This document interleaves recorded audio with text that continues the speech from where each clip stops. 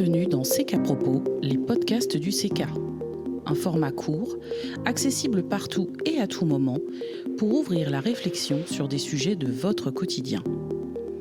Ce numéro est consacré au recueil du récit du patient. Il a été écrit et conçu par le docteur Véronique Garcia, responsable gestion des risques au CK en 2024. Bonne écoute!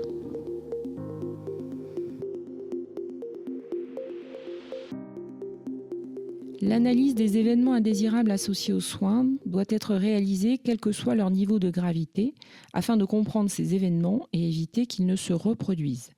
Il existe différentes méthodes de retour d'expérience, mais toutes ont en commun l'analyse approfondie des causes et la recherche des facteurs qui ont contribué à la constitution et à la survenue de cet événement.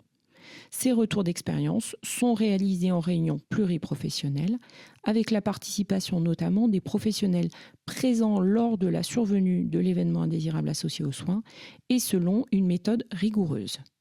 Un grand absent cependant, le patient concerné par cet événement. En effet.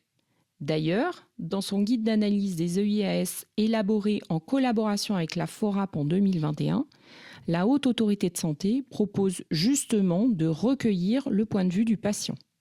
Elle souligne d'ailleurs qu'il est important que le patient puisse décider de remplir un rôle actif et participer ainsi à sa propre sécurité. Le patient, un acteur de la prévention des risques ? Le patient est le témoin clé de son processus de soins, puisqu'il est acteur de son parcours et en vit toutes ses étapes. Il est donc essentiel de recueillir la parole du patient, son ressenti et son expérience lorsqu'il est victime d'un événement indésirable associé aux soins. Ce recueil permet également de comprendre les causes et les conséquences de cet événement de son point de vue. Le recueil du récit du patient est-il obligatoire pour réaliser l'analyse d'un EIAS ? Non. L'absence de témoignage du patient n'est pas un obstacle à l'analyse d'un EIAS, mais en disposer constitue une plus-value pour l'analyse de cet événement en changeant de prisme en quelque sorte. Il va donc enrichir le déroulé des faits établis par les professionnels ? Mais complètement. Les informations recueillies auprès du patient peuvent enrichir considérablement la chronologie des faits, mais aussi permettre de déterminer des actions d'amélioration plus pragmatiques et ainsi d'améliorer la qualité et la sécurité des soins.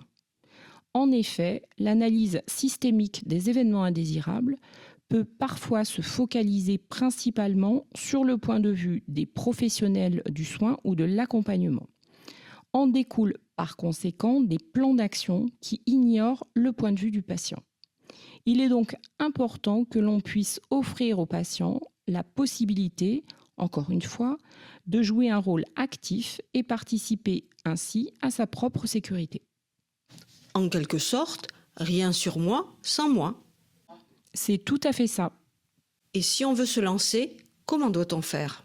Après validation par les instances de l'établissement, cette démarche doit faire l'objet d'une communication large auprès des usagers et des professionnels. Il sera également nécessaire d'identifier des intervieweurs et de les former. Afin de vous aider, un kit outil a été élaboré et testé par le CEPRAL, la structure régionale d'appui à la qualité et à la sécurité des soins de la région Auvergne-Rhône-Alpes.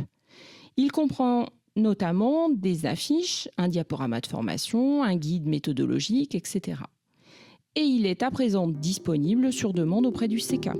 Alors n'hésitez pas et contactez-nous si vous souhaitez vous aussi vous engager dans cette démarche. C'était CK Propos, les podcasts du CK. Les podcasts sont à retrouver sur notre chaîne YouTube CK Studio et sur notre site internet. À bientôt!